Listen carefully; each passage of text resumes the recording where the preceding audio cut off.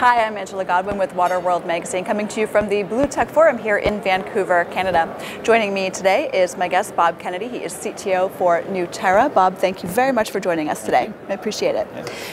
You were leading a roundtable at the event this year, and one of the topics you were discussing is the notion of decentralization. Can you tell us a little bit about that and what some of the key challenges are there? Sure.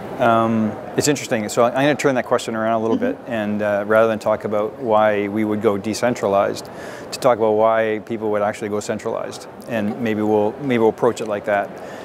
Historically, if you look back, everything was decentralized, right? So people had drilled wells, had waste going into the hole in the ground, basically, right? And that lasted for a couple of million years, maybe, I don't know, a long time. And it really wasn't until people started to settle in cities that the problem of sewage became very apparent because of disease and whatever. So people built aqueducts, or they built pipelines to get rid of that sewage out of cities, and typically they dumped it into a river or a lake or whatever was nearby.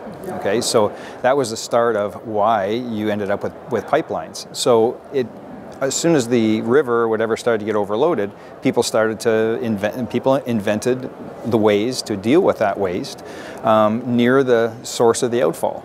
And so we started to get big plants in cities, typically outside the city. And those became centralized facilities. And that whole concept is probably less than 300 years old. Wow. So before that, everything was decentralized. So really what we're talking about now is does that really make sense? To take that water from over here, use it, and dump it over here, never to be returned to its local kind of area. So when we talk about decentralized systems, we're really talking about treating that water where it's being used and returning it as a benefit, potentially, to the area where it came from. Okay, so we're really going back to a concept that's actually thousands of years old rather than brand new. So when does it make sense to sort of go off-grid, and what kinds of technologies are going to support that? Yeah, so going off-grid could be a matter of absolute necessity. So you've got a remote village, or you got a remote city, or you got a remote industry or a mine. There is no infrastructure, right? But typically they tend to be in areas that are sensitive ecologically. So you want to be able to treat that water to a pretty high degree before you discharge it. So you need relatively advanced technology that's easy to use, doesn't take up a lot of space for those types of, so that tends to be a little bit more advanced, right? But there are other areas where you don't really need advanced technology to do decentralized treatment of waste. So if you look at places like Africa or India, or even a lot of towns that are in the United States and in North America, simple technology like lagoons can actually treat a fair amount of water for quite a large number of people, and there are technologies that can advance that. And when we do supply some equipment that advances the lagoon technology, as well as far more advanced treatments like MBRs. So if you can run the gamut depending on the situation and what that water quality needs to be, and how many people that needs to service.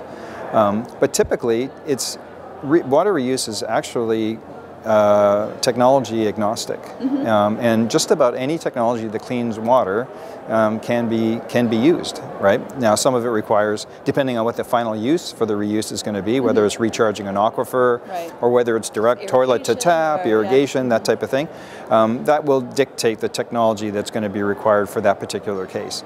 So, there's lots of room out in this world for 7 billion people or approaching 7 billion people to have all different kinds of technologies to provide that.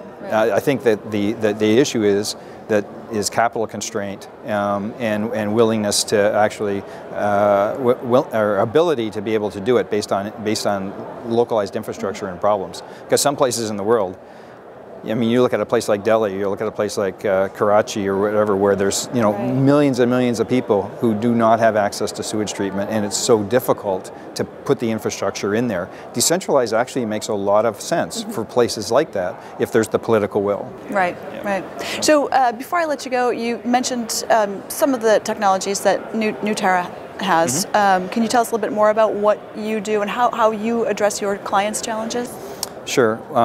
We do a lot of work in remote areas, and we do some work with industries that want to be able to reuse their water. And specifically, we go in and we look at case-by-case basis, and so we look at the customer's need, and typically we'll design a customized, completely modular plant for that particular application, and then kind of drop that on the site, whether that's in Africa or whether that's in the Arctic, or whether it's down south or in Chile. It just really depends. But we